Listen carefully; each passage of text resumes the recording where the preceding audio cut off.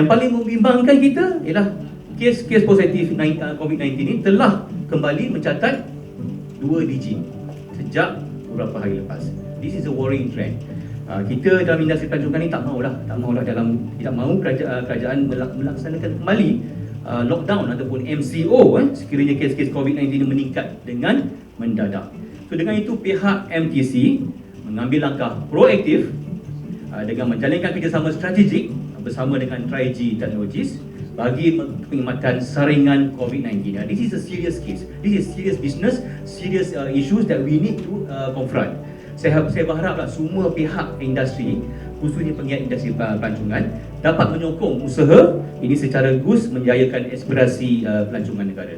Ini kerjasama ini, corporation ini melibatkan usaha-usaha untuk mempromosikan ujian saringan COVID-19 melibatkan pelancong-pelancong dan pemain-pemain industri pelancongan yang terdiri seramai 3.5 juta bekerja dalam sektor pelancongan. Ramai, kita ni ramai.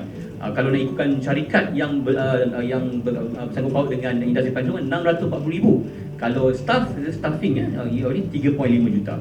Jadi menerusi kerjasama dengan TriG ini, ia menyediakan easy access yang lebih daripada 3,500 panel klinik dengan makmal yang diakreditasi oleh KKM, MOH Ministry of Tourism, Ministry of Health, dengan upayaan untuk menyediakan pelbagai jenis ujian untuk pelancong dan penggiat industri pelancongan. Jadi ujian ini pun disertai dengan satu dokumentasi ataupun satu sijil panggil e-certificate, dan ini menambahkan lagi confidence ataupun keyakinan kepada pelancong-pelancong tempatan untuk melancong dan menikmati percutian mereka dengan tenang dan selesa.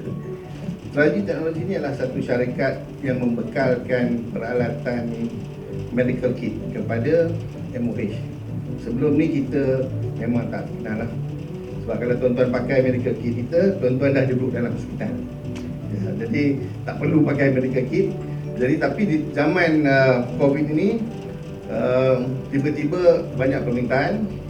Jadi hari ini kita bukan saja membekalkan medical kit, kita sudah pun buat PCR test dan juga seterusnya melakukan track virus. Itu salah satu produk yang terbaru.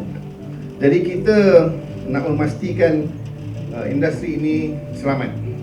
Untuk memastikan industri ini selamat, jadi kita menggalakkan pemain industri, penggiat industri untuk melakukan sebanyak mungkin ujian-ujian COVID kepada yang ada hotel, mungkin ada reception, yang ada makanan, F&B, ada housekeeping, ada tokek ferry sini, tokek ferry. Mungkin juga pemandu ferry juga yang mungkin kita kena buat saringan.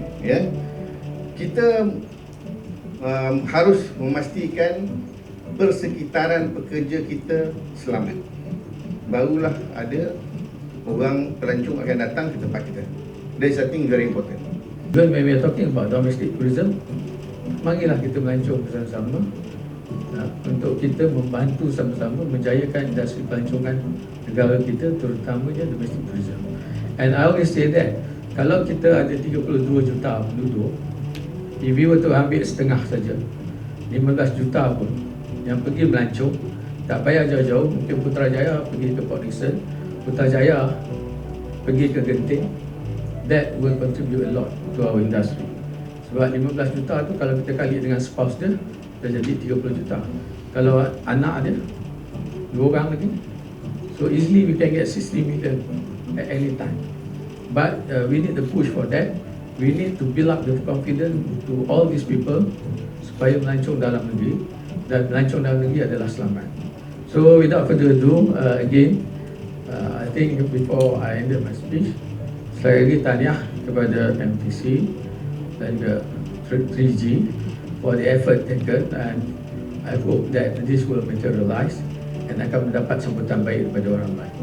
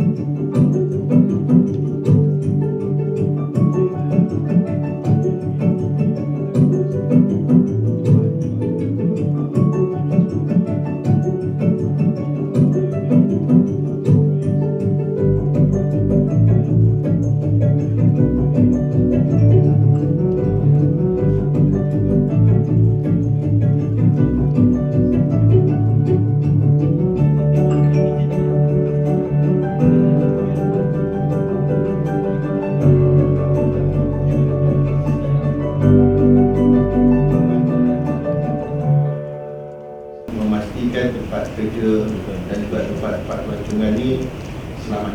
Itu yang paling penting, dan juga tak ada lagi sijil-sijil palsu. Itu dia semua important dalam industri ini untuk memastikan kita tak kena PKP lagi lah. Jadi harapan kami daripada pihak lagi dan juga saya rasa juga daripada pihak NPC, mungkin inisiatif ini mungkin hotel-hotel mungkin boleh bagi satu sijil mengatakan COVID free hotel ke. Jadi ini adalah keyakinan kepada penduduk. Kita nak bendung COVID-19 ni 100% tak boleh, because tak ada kan, tak ada vaksin. Is to minimize the exposure. Kita tahu negara China, negara-negara lain, even Australia sekarang dia open up, dia dah delay kan, dia open up dia punya international border. So it's because of relapse kan, dia akan datang balik. Apa yang kita datang balik? Sebab kita tak tahu, antara kita tak tahu. Because it took 7 days for the virus to develop. So this is very serious case, and we hope that everybody take this test, ambil test.